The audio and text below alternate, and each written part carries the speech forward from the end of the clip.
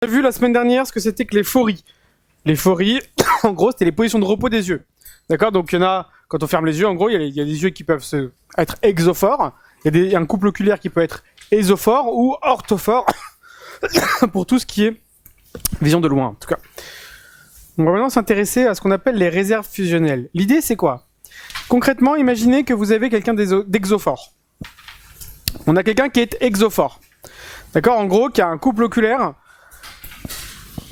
qui, lorsqu'il est au repos, se comporte comme ça. Le problème, c'est que s'il se comporte comme ça, comme les yeux ne sont pas alignés avec les rayons des objets qui sont au loin, qu'est-ce qui va se passer? Le sujet va avoir double s'il reste comme ça. D'accord? S'il reste comme ça, en position active, le problème c'est que les rayons ne sont pas alignés avec les lignes de regard des yeux, donc forcément, le sujet va avoir double. Donc qu'est-ce qu'il va faire? Il va converger. D'accord? Converger pour ramener ces lignes de regard droites par rapport aux rayons qui sont parallèles à lui.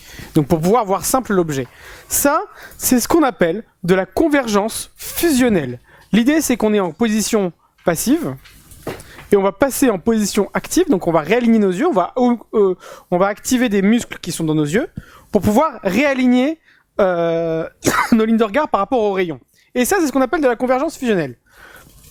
Ça va pour tout le monde, ça? Donc la convergence fusionnelle, c'est la convergence qu'on met en jeu pour pouvoir voir simple un objet. L'idée, c'est que c'est un peu l'équivalent de l'accommodation. Je ne sais pas si vous vous souvenez, mais l'accommodation, c'est pour faire la mise au point. Ça, c'est pour réaligner nos yeux, d'accord? Donc en gros, c'est toujours des muscles qui se mettent en jeu. Et comme tous les muscles, on a un effort maximal qu'on peut mettre en jeu. Ça veut dire que quelqu'un qui est exophore de 3 ou 4, par exemple, il a un effort de 3 dioptries à faire. En gros, c'est 3 dioptries prismatiques à faire. Par contre, quelqu'un qui est exophore de 10, il a un effort beaucoup plus important.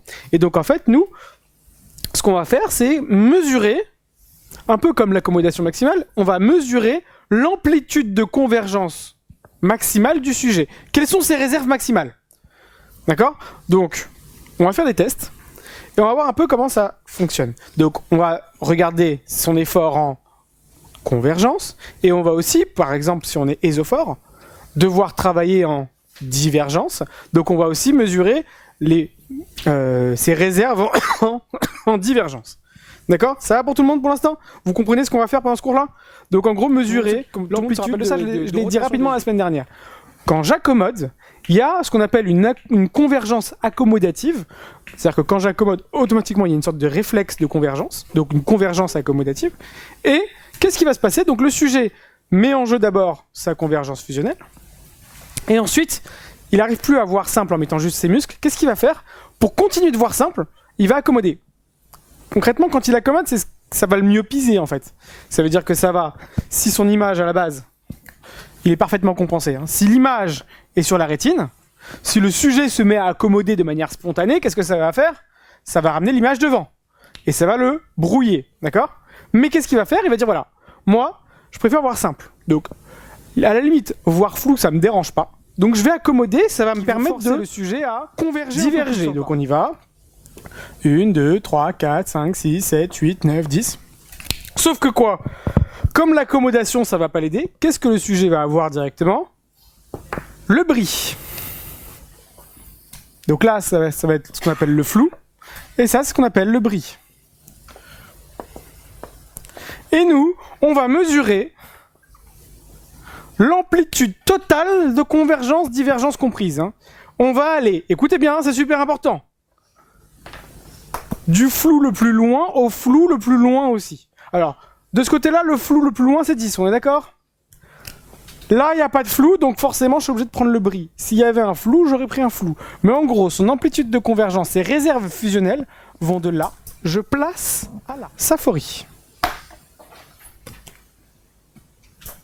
Exophore, c'est bien de ce côté-là, on est d'accord? Exophore de 6.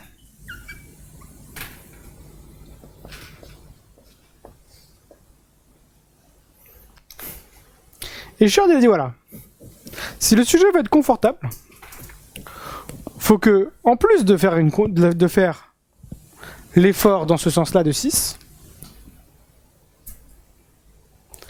faut qu'il puisse faire encore au moins une fois ici, et voire même une deuxième fois ici. Donc il faut qu'il puisse faire le double de l'effort qu'il a à faire après l'avoir fait. Il est dévié vers quoi? Vers le haut. Bah, vers qui encore toujours? Vers la base. Et là, c'est des bases externes. Parce que les bases sont vers l'extérieur du nez. D'accord? Donc ces schémas-là que je viens de vous faire, là, ils sont refaits ici. Au propre, parce que c'est un peu dégueu. Si vous voulez, vous pouvez les recopier. Et c'est l'explication de ce qu'on appelle les effets prismatiques qu'on subit lorsqu'on converge. Quand on n'a pas la pupille dans le centre optique du verre, on a un problème d'effet prismatique. Et c'est pour ça que si vous prenez pas les écarts et que vous mettez pas la pupille strictement pile dans l'axe du sujet, dans la ligne de regard du sujet, l'axe optique du verre dans l'axe du sujet, automatiquement le sujet va subir ce qu'on appelle des effets prismatiques. Donc peut-être que, en fait, le sujet, hein, si vous prenez pas bien les écarts, bah, pour voir bien au droit, il va devoir peut-être faire ça. C'est ouf. Donc si vous faites ça, et après en plus le pire c'est quoi? C'est qu'il y a ce qu'on appelle un mec qui s'appelle Prentice, qui a dit que quoi? Et ça c'est super important, faut que vous en souveniez. Le stylo qui est le plus proche de vous. Et vous vous concentrez, mais tout en fixant celui qui est le plus proche de vous, vous vous concentrez sur celui qui est derrière. Normalement vous le voyez double. Alors vous allez le rapprocher légèrement sur le côté et il va devenir simple. Mais il faut pas qu'il soit dans le même... à la même distance. Regardez bien. Regardez ce que je fais. Allez, tout le monde regarde parce que là je vous vois tous en train de faire n'importe quoi. On y va.